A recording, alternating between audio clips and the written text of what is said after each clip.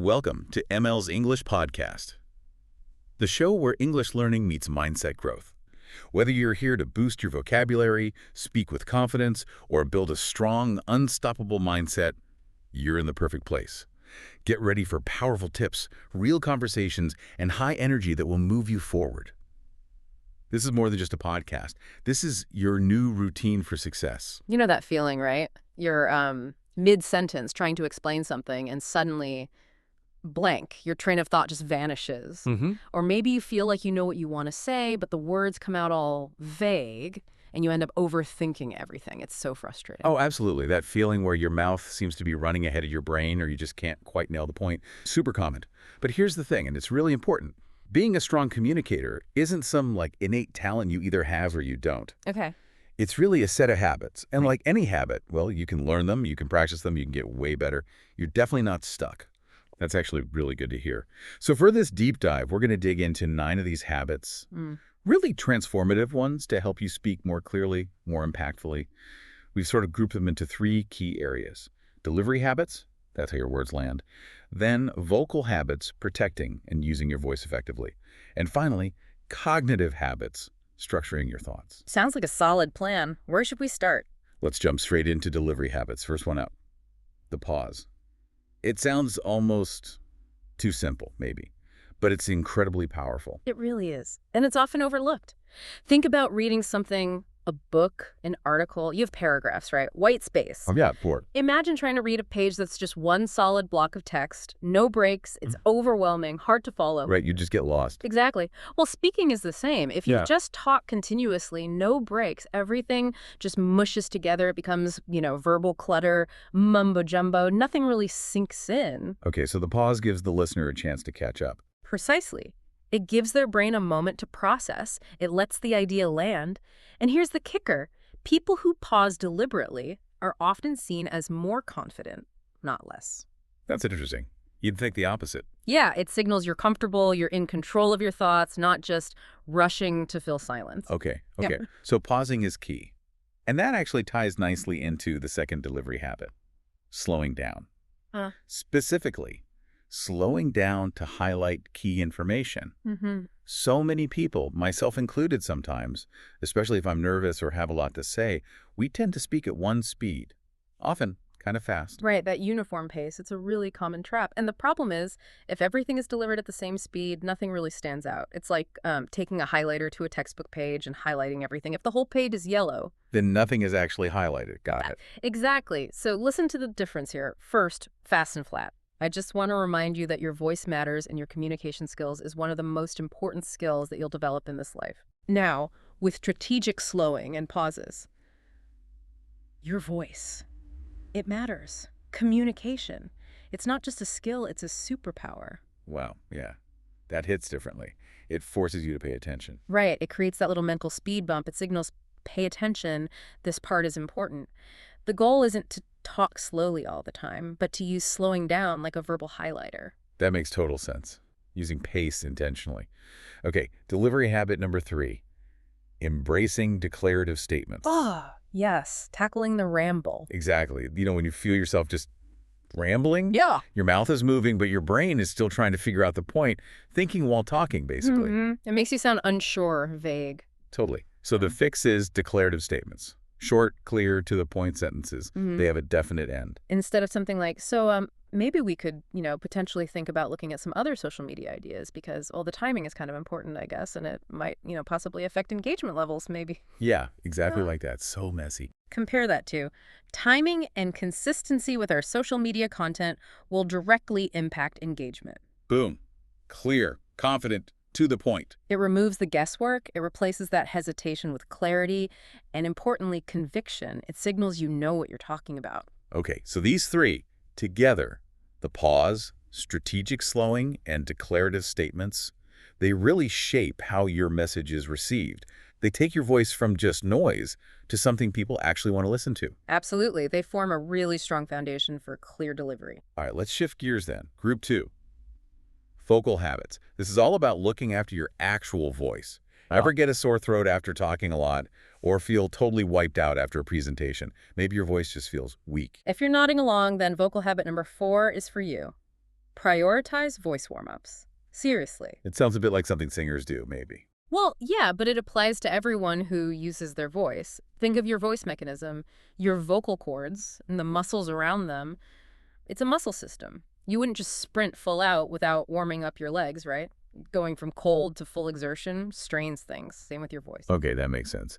But aren't vocal warm-ups kind of awkward? They can feel that way. Yeah, they can sound a bit weird. They take effort, and let's be honest, most people don't do them, so it feels strange. So what's a simple way to do it without feeling too silly? Okay, here's a really quick, effective go-to routine. First, lip trills. Just make a brrr sound, like a horse, for about a minute on one note. Like that. Exactly. And a little hack, if you find it tricky, gently push your cheeks in with your index fingers. Helps sometimes. Okay. Second part, make it fun. Lip trill your favorite song for a minute. Just the melody brewing along. Okay, I can see doing that. And third, short burst lip trills. Quick little brr, brr sounds for another minute. So 3 minutes total. Yep.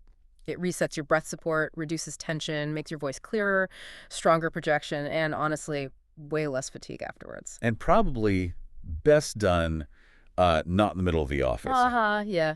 Maybe in the car or the bathroom beforehand. Someone discreet is usually best. Good tip. Okay, vocal habit number 5. This one surprised me. Default to nose breathing when you're not speaking. Yeah, this is a sneaky one, but has a huge impact. How you breathe when you're silent is either protecting your voice or potentially harming it. How so? Well, a lot of us, without even realizing it, default to breathing through our mouths. And mouth breathing constantly dries out your throat, your vocal cords. It also leads to shallower breathing, which can make you feel more tired. Okay, so nose breathing is better. Why? The benefits are actually kind of crazy, especially since we take, over 20,000 breaths a day. It adds up fast. Nose breathing naturally humidifies the air, keeps everything moist and happy back there. Right. It improves your oxygen efficiency by 20%, better oxygen, better brain function, more energy. Yeah. It also activates your calming system, the parasympathetic nervous system, so it helps you relax, feel less anxious. Okay, that's huge for presentations. Totally. And your nose is a filter. Those nose hairs, they trap dust, pollen, junk. Please don't wax them. They're doing an important job. Noted. Yeah. So, quick check for everyone listening. How are you breathing right now? Mouth or nose? Something to be mindful of. Definitely. Make nose breathing your default when you're quiet. All right. Vocal habit number 6. Speak with more volume. Now, hold on. This isn't about shouting, right? No, absolutely not about shouting or being aggressive. It's about speaking with, let's say, presence, vitality, letting your voice comfortably fill the space it's in. Okay. Presence and vitality. I like that. Think of it this way. When you speak with healthy volume, you're not just sending words, you're sending energy. The vibrations themselves carry a message before the words even register. It subconsciously says, I'm here, I'm engaged, I believe this. So it's about the energy transfer. Exactly. And Yeah. people subconsciously connect vocal strength with personal strength or conviction.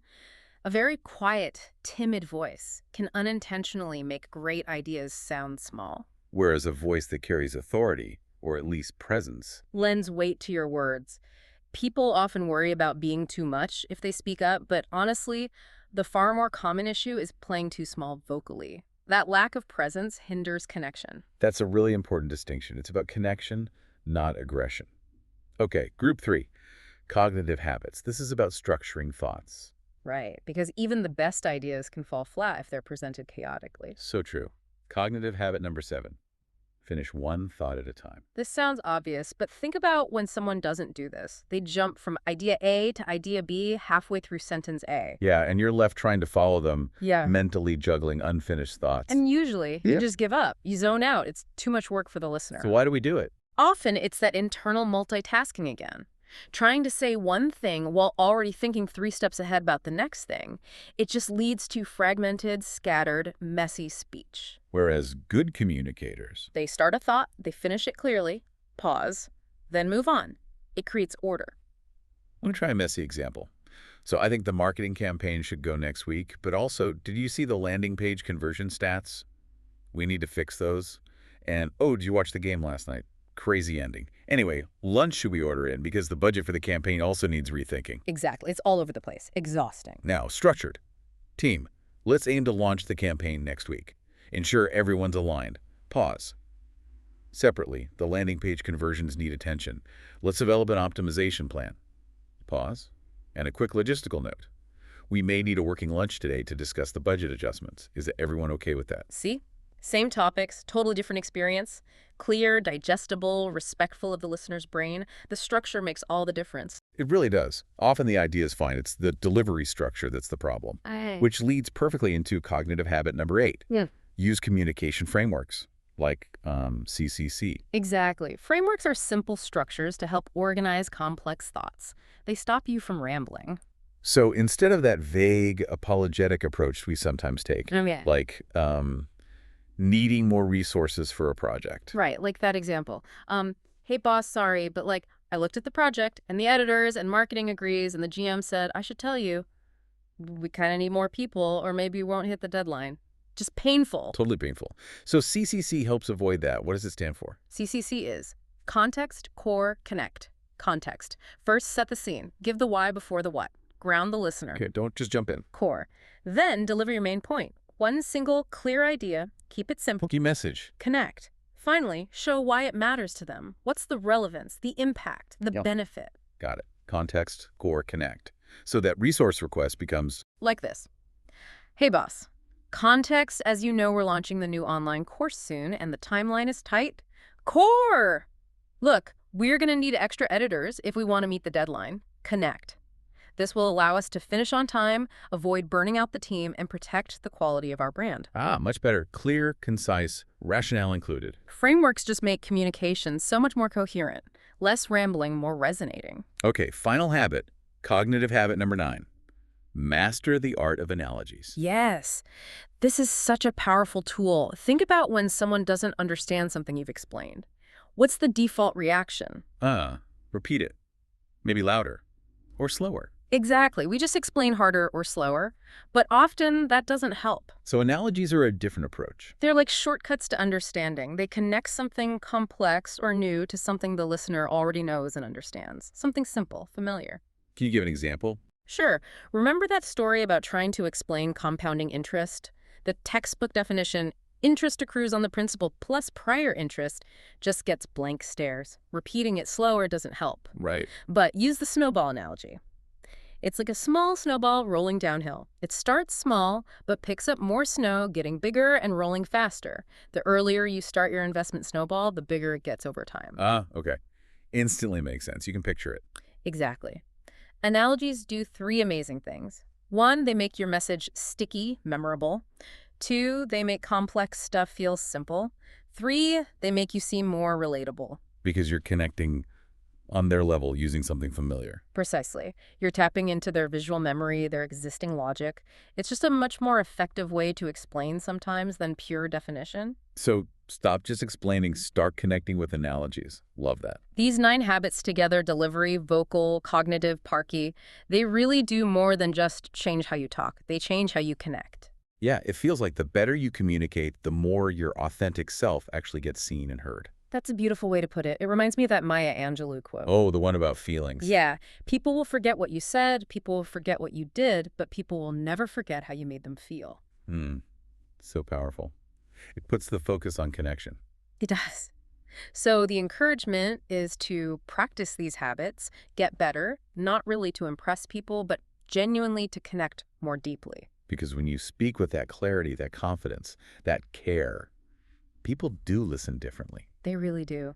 And maybe a final thought to leave everyone with. As you practice these, maybe just notice, how does intentionally choosing your breath or placing a pause not just change what you say, but maybe even shift who you feel you are in that conversation? That's deep. Thinking about how the act of communicating differently might actually change us. Really interesting. It's about building that bridge for real connection. That's a wrap for today's episode on MLS English Podcast. If you enjoyed it, make sure to subscribe, leave us a review, and share this episode with someone who's serious about growing in English and in life. Keep practicing, keep pushing, and we'll see you in the next one. Let's grow together.